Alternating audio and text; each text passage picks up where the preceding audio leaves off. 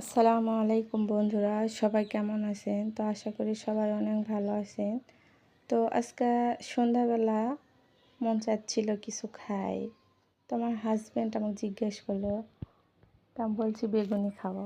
তো দেখো নিজের হাতে সে আমাকে বেগুনি বানা দিচ্ছে। আমি আবদার করছি,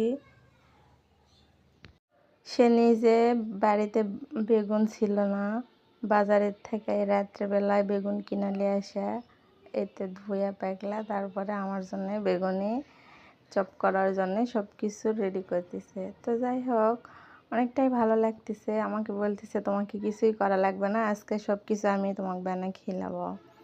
তো এই যে ধোয়া পাকলার পরে যে বেগুন কাটলো, তারপরে তো মশলা টশলা দিয়া সব কিছু রেডি করে নিচ্ছে। তো যাই হোক, ছেলে মানুষ বলতে যতটুকু পারতেছে এরকম, এর থেকে এতটুকুই আলহামদুলিল্লাহ। তো কিছু কিছু জায়গায় ভুল যাচ্ছে, আমি শিখে দিচ্ছি।